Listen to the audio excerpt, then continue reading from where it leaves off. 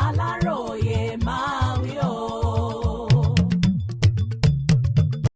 irú kí wàá lèyí àwọn agbébọn pa òṣìṣẹ́ OGTV tẹ́lẹ̀ àti síkírọ́rìtì ilé wọn lábẹ́òkúta.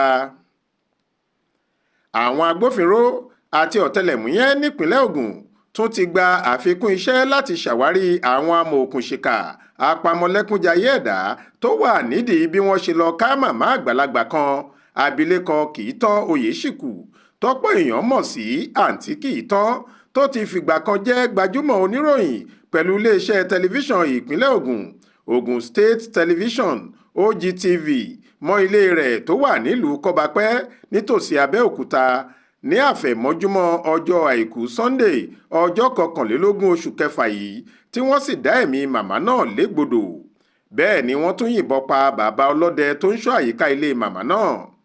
ìṣẹ̀lẹ̀ tó ti dá ìbẹ̀rù àti ìpayà sọ́kàn àwọn èèyàn agbègbè Kọ́bápẹ́ yìí wáyé nígbà táwọn èèyàn kò tíì jí kò sì sẹ́ni tó gbúròó kan nípa àkọlù náà àfi ìgbà tílẹ̀ mọ́ táwọn èèyàn agbègbè náà rí i pé ọṣẹ́ ti ṣe.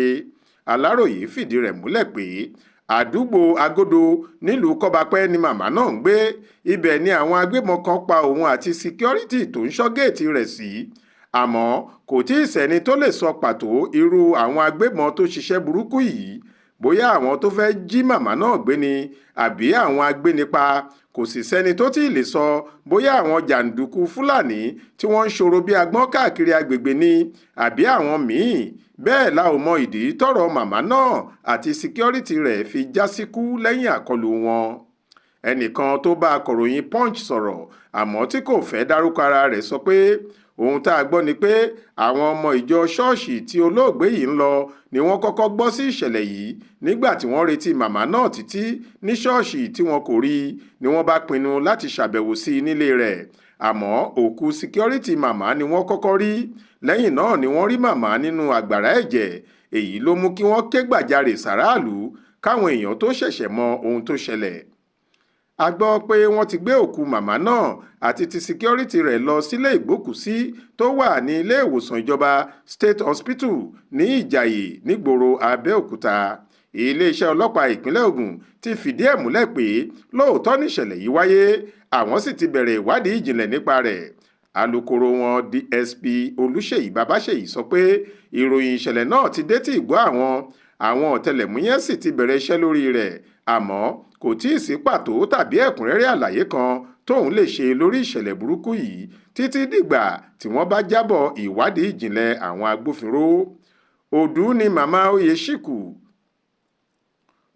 ni màmá Oyèṣìkù lágbo àwọn oníròyìn kò ṣàìmọ̀ fólókó rárá.